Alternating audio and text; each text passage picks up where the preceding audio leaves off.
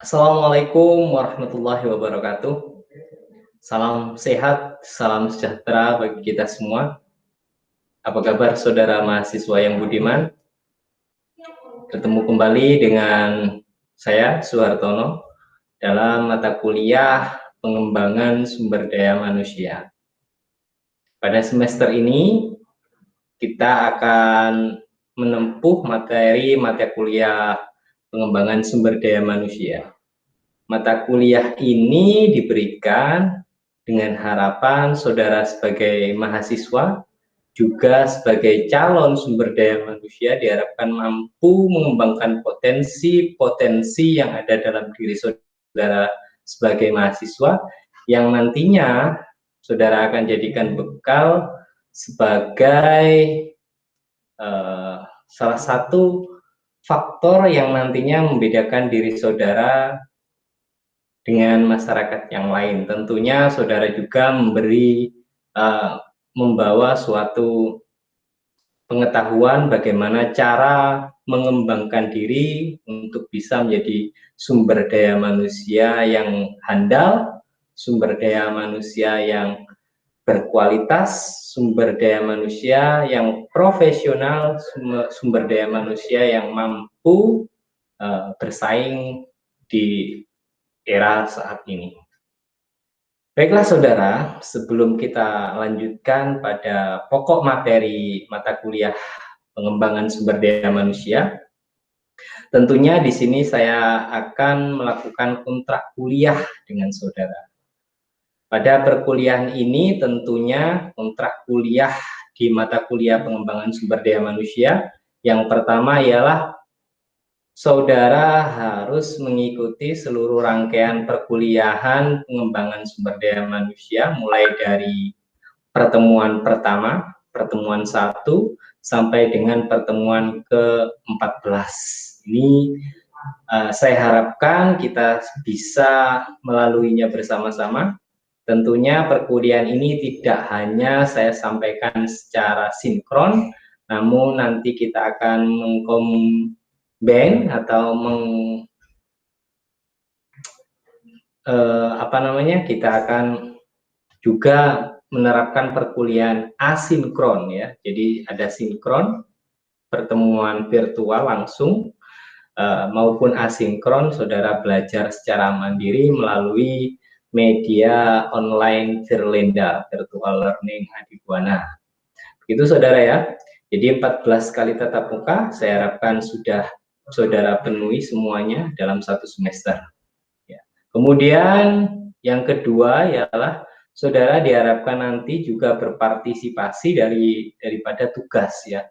Saudara juga diharapkan nanti bisa berkontribusi atau berpartisipasi dalam tugas. Tugas nanti bisa bersifat tugas individu ataupun berupa tugas secara kelompok. Ini semuanya harus saudara lalui ya. Tentunya perkuliahan ini nanti akan kita desain dengan metode mahasiswa yang harus aktif, student active learning. Saudara sebagai mahasiswa, saudara sebagai siswa nanti lebih aktif dibandingkan saya. Jadi nanti ada penugasan secara mandiri maupun penugasan secara kelompok. Jadi selain pertemuan selama 14 kali ya, kemudian saudara harus diharapkan berkontribusi, keikutsertaan dalam tugas, dan tentunya saudara juga harus mengikuti ujian tengah semester dan ujian akhir semester. Itu saudara.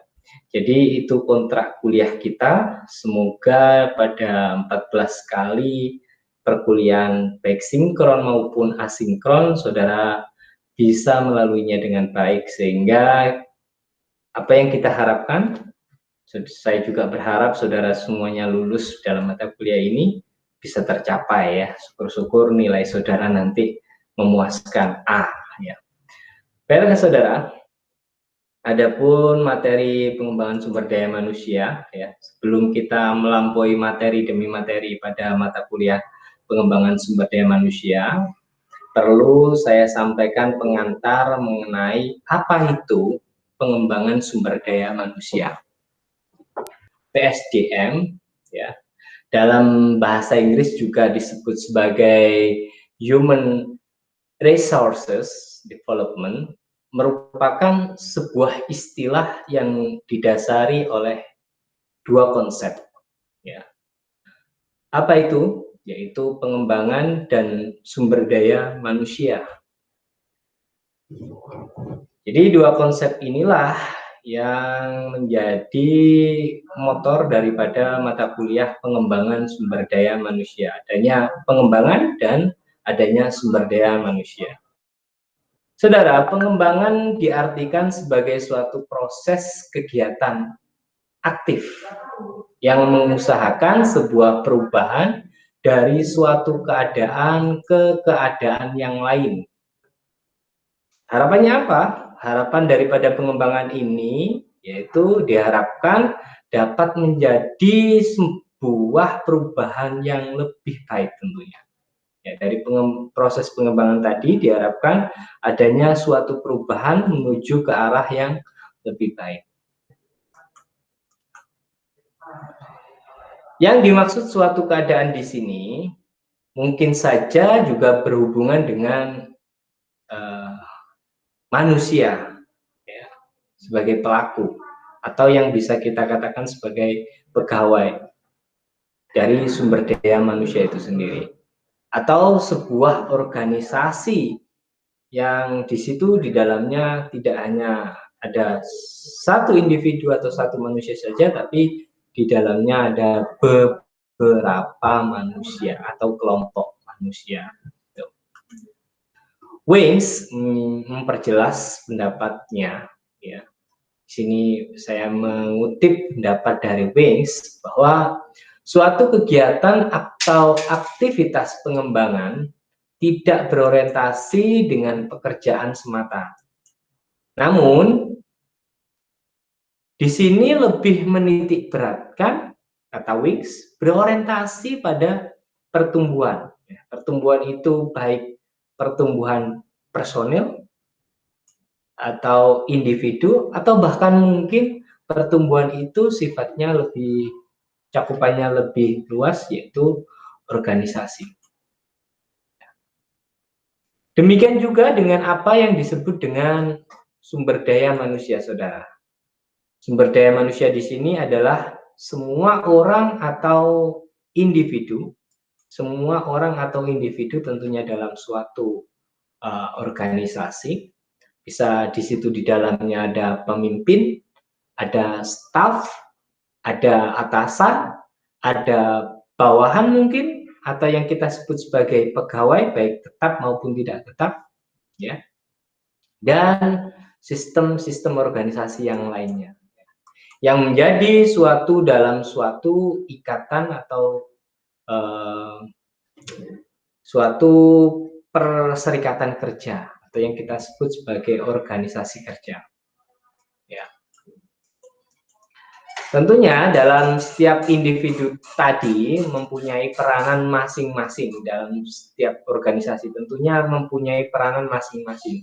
Peranan tersebut dapat mempengaruhi terlaksana suatu kegiatan di organisasi tersebut, sehingga dapat mewujudkan suatu tujuan-tujuan yang telah ditentukan bersama. Dalam perkembangannya, saudara, sumber daya manusia diberi makna tidak hanya terbatas pada manusia saja. Jadi dalam perkembangannya sumber daya manusia ini tidak hanya terbatas pada manusia saja atau siapapun yang bekerja di dalam lingkup organisasi tersebut. Akan tetapi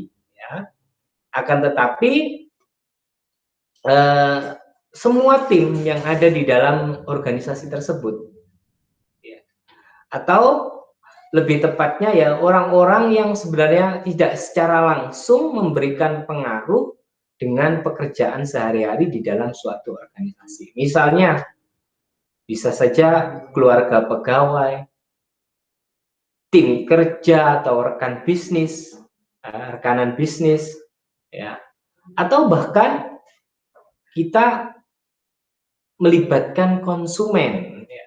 dalam pengembangan sumber daya manusia. Jadi yang dimaksud dengan pengembangan sumber daya manusia di sini adalah suatu proses kegiatan guna mempengaruhi terjadinya perubahan sumber daya manusia yang dimiliki oleh suatu organisasi. Perubahan di sini tentunya diharapkan dari suatu keadaan ke keadaan yang lebih baik. Tentunya di sini ada peningkatan yang sifatnya peningkatan yang positif. Lebih-lebih peningkatan yang positif dan signifikan. Jadi itu merupakan pengertian dari pengembangan sumber daya manusia, saudara. Semoga dengan penjelasan yang saya berikan tadi sudah memberikan wawasan awal bagi diri saudara sebagai mahasiswa untuk bisa memahami lebih awal daripada materi pengembangan sumber daya manusia. Baiklah saudara, kita lanjut ke ruang lingkup pengembangan sumber daya manusia. Saudara, ruang lingkup pengembangan sumber daya manusia itu dapat meliputi semua aspek atau kegiatan-kegiatan yang dimana kegiatan tersebut ada erat hubungannya dengan peningkatan kualitas sumber daya manusia. Baik kegiatan yang berhubungan dengan kediklatan atau yang kita sebut dengan kegiatan formal maupun kegiatan tersebut ya di luar kegiatan kediklatan atau yang kita sebut dengan kegiatan non formal. Ya. Dalam penjelasan ini akan kami sajikan atau kami sampaikan beberapa kegiatan yang termasuk dalam ruang lingkup cakupan pengembangan sumber daya manusia. Apa saja itu, saudara? Yang pertama ialah analisis kerja. Analisis kerja. Yang kedua, analisis kebutuhan. Ya. Yang ketiga, perancangan dan implementasi dari sebuah organisasi. Yang keempat tentunya harus ada alat evaluasi. Yang kelima, manajemen personalia. Yang keenam, tentunya dalam sebuah kegiatan harus ada manajemen anggaran. Yang ketujuh, perangkat hukum atau yang bisa kita sebut sebagai tata tertib, ya. Yang kedelapan, manajemen informasi. Yang kesembilan dan yang terakhir adalah manajemen fasilitas. Nah, itu tadi saudara merupakan bagian daripada ruang lingkup materi pengembangan sumber daya manusia atau ruang lingkup dari proses pengembangan sumber daya manusia. Baiklah saudara, kita akan lanjut ke tujuan dan manfaat pengembangan sumber daya manusia. Tentunya tadi yang saya katakan, pengembangan sumber daya manusia bertujuan untuk meningkatkan kualitas atau memberikan sebuah perubahan. Lebih spesifik lagi, tujuan dari pengembangan sumber daya manusia yang dilaksanakan dalam sebuah organisasi kerja itu mempunyai dua ranah. Apa saja ranah tersebut? Yang pertama yaitu ranah individual, dan yang kedua adalah ranah institusional atau ranah keorganisasian. Ya. Tentunya tujuan yang berdampak pada ranah individual ini nanti juga diarahkan kepada suatu kegiatan yang dicapai oleh seorang pegawai sebagai akibat dari adanya sebuah kegiatan pengembangan sumber daya manusia. Sedangkan tujuan yang dilaksanakan pada ranah institusional atau organisasional ini mengarah pada tercapainya sebuah tujuan yang sudah direncanakan bersama oleh suatu organisasi kerja atau suatu institusi sebagai hasil dari program-program pengembangan sumber daya manusia yang sudah disusun. Dari apa yang sudah saya jelaskan, coba saudara tafsirkan Ya, saudara tafsirkan apa kaitannya ranah individual dengan tujuan atau ranah institusional. Ini nanti bisa ditarik ke sebuah kesimpulan. Ya, jadi dengan adanya tujuan pengembangan sumber daya manusia secara individual dan tujuan pengembangan sumber daya manusia secara organisasi atau institusional, ini nanti ada kaitannya karena di situ ada timbal baliknya. Ya. Saudara simpulkan sendiri dari apa yang sudah saya jelaskan tadi. Ya. Oke, saudara, kita lanjut pada pokok bahasan berikutnya. Ya.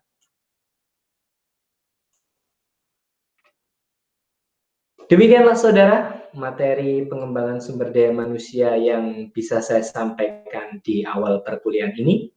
Semoga bisa saudara pahami dengan baik.